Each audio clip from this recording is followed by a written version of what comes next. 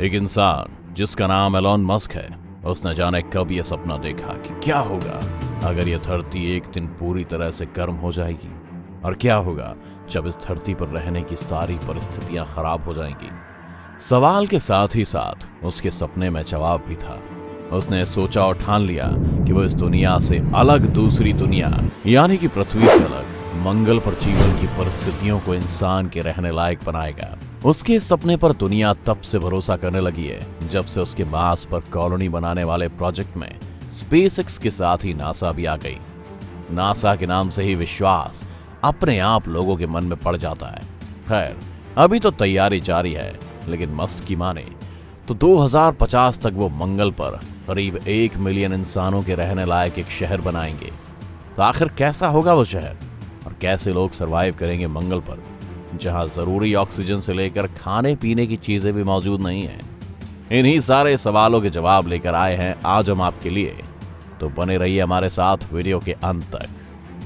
दोस्तों, जैसा कि आपको पता है कि टेस्ला अपनी कारों में पहले ही फ्यूल का इस्तेमाल करने से मना कर चुकी है। इसी तरह स्पेसएक्स रॉकेट्स में बहुत कम फ्यूल में ही काफी ज्यादा दूरी तय करने की आसान तकनीक पर काम कर रहा है।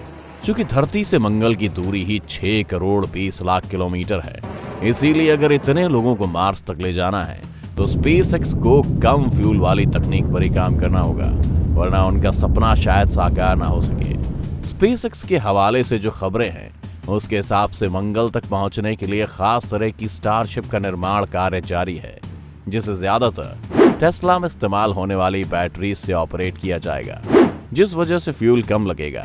चलिए, स्टार्टअप अपना काम अगर सही से पूरा भी कर दे तो आप तुरंत पूछ पड़ेंगे कि अब वहां पहुंचकर नंगा नहाएगा क्या और निचोड़ेगा क्या, और कैसे बनेगी ये पूरी कॉलोनी। तो सबसे पहले चलिए आपको उस बात पर ले चलते हैं कि आखिर हम पृथ्वी छोड़कर मंगल पर ही ऐसा क्यों करने का सोच रहे हैं। तो सबसे पहले ये समझ लीजिए कि हमारे आसपास जो 2 ग्रह हैं उनमें एक तो शुक्र है और दूसरा मंगल। अब हम शुक्र का चुनाव इसलिए नहीं कर रहे हैं क्योंकि वहां उसी तरह की गर्मी और अनियंत्रित तापमान है जो आने वाली कुछ सदियों में धरती पर होने वाला है। यानी हम जिस चीज से भाग रहे हैं उससे बदतर चीज हमें शुक्र पर मिलेगी। इसीलिए चेकलिस्ट से वीनस यानी शुक्र को हटा दीजिए। अब बात करते हैं पड़ोसी मंगल बाबू की, तो हम जान पाएंगे कि मंगल पर वीनस जितनी आग उबलती गर्मी तो नहीं है, लेकिन वहां इतनी ठंड जरूर है जितनी कि हमारे यहाँ आर्कटिक इलाके में होती है। लेकिन मुश्किल सिर्फ ठंड की नहीं है, इस ग्रह पर जरूरी ऑक्सीजन और एटमॉस्फेरिक प्रेशर नहीं है। फिर भी यहाँ लोग कैसे भेजेंगे, आइए अब आपको तफ्तीश से बताते हैं। तो जैसा कि स्पेसएक्स और नासा की मिलीभगत की माने तो 2026 तक पहले इंसानों का एक छोटा ग्रुप भेजा जाएगा, जिनके पास खाने पीने से लेकर जरूरी ऑक्सीजन और प्रेशराइज सूट होंगे, जो 2 सालों तक के लिए पर्याप्त होंगे। लेकिन इंसानों के जाने से पहले मंगल पर पहले कुछ ऐसे बेस बनाने पड़ेंगे जिससे कि वहां की जानलेवा धूल भरी आंधी से इन इंसानों को बचाया जा सके और रहने के लिए कोई परमानेंट जगह मिल सके। अब आप जरूर पूछेंगे कि जब इंसान गए ही नहीं तो वहां शेल्टर बनाएगा कौन, तो इसका जवाब है रोबोट्स। जी हाँ दोस्तों, इंसानों से पहले मंगल पर एआई टेक्नोलॉजी वाले ऐसे रोबोट्स भेजे जाएंगे जो वहां पर रहते हुए इन शेल्टर का निर्माण करेंगे। ये प्रोटेक्टिव शेल्टर असल में मार्स की मिट्टी से ही बनाई जाएगी, क्योंकि रोबोट्स कोई आम बातचीत करने वाले रोबोट नहीं है, इसीलिए इनमें खास टेक्नोलॉजी होगी। जैसे कि ये रोबोट्स वैसे तो अलग अलग होंगे, लेकिन जरूरत पड़ने पर ये एक साथ मिलकर भी काम कर सकेंगे, और ये रोबोट्स आलसी इंसानों से कहीं ज्यादा काम करने में सक्षम होंगे, जिनमें कैमरा, सेंसर और मिट्टी खोदने के लिए एक्सकेवेटर और मॉडल बनाने के लिए 3D प्रिंटर्स लगे होंगे। सबसे पहले तो ये रोबोट्स एक जगह का चुनाव करेंगे जहां की मिट्टी से शेल्टर को बनाया जाएगा। इसके बाद मिट्टी खोदने वाले एक्सकेवेटर्स अपने काम पर लग जाएंगे और वो जमीन से मिट्टी निकालने के बाद उसे स्टोर करेंगे एक दूसरे रोबोट में, जहां से मिट्टी साफ होने के लिए जाएगी, और उसके बाद इसे 3D प्रिंटर में डालकर जरूरी ढांचा तैयार किया जाएगा। कई महीनों तक इस काम को धरती से मॉनिटर करते हुए पूरा किया जाएगा। जब शेल्टर बनकर तैयार हो जाएगा तो ये रोबोट्स अपने दूसरे टास्क के लिए तैयार हो जाएंगे। असल में जब इंसानों का ग्रुप मंगल पर जाएगा तो उसके साथ बहुत ही सामान भी होगा, जिसे स्पेसशिप से उतारकर शेल्टर तक लेकर आएंगे ये रोबोट्स। और उन सामानों को सही ढंग से उनके निर्धारित स्थान पर रख देंगे। उनके साथ ही उन प्रेशराइज्ड यूनिट को भी अलग अलग करके रख देंगे जिसमें इंसान रहेगा। इन सभी यूनिट्स को जोड़ते हुए एक इलेक्ट्रिसिटी लाइन बिछा दी जाएगी जो एक सोलर फार्म से बिजली लेकर चलेगी, जो पहले से ही रोबोट्स के द्वारा बनाया गया रहेगा। अगर किसी इंसान को मंगल की सैर का शौक लगेगा तो उसके लिए भी बंदोबस्त रहेगा। एक गाड़ी उसके कैबिन के दरवाजे से आकर लग जाएगी जिससे कि प्रेशर रिलीज ना हो और उसके बाद वो उस गाड़ी में बैठकर घूम सकता है।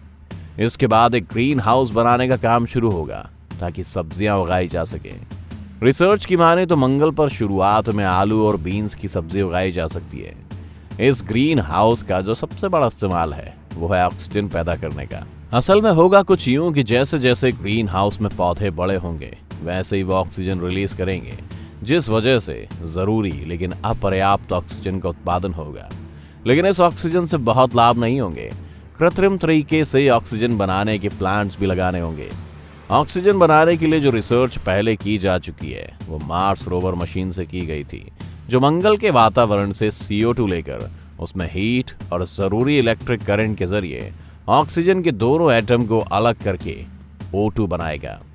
और दोस्तों आपको बताएं कि मार्स की जमीन के नीचे जमे हुए पानी का भंडार भी ये मार्स रोवर मशीन पहले ही ढूंढ चुकी है। तो अब अगर देखें तो हमारे पास सांस लेने के लिए ऑक्सीजन, खाने के लिए सब्जियां और पीने के लिए पानी मंगल पर उपलब्ध होगा। लेकिन समस्या अभी भी वही है, क्या इंसान हर समय अपने कैबिन में ही रहेगा?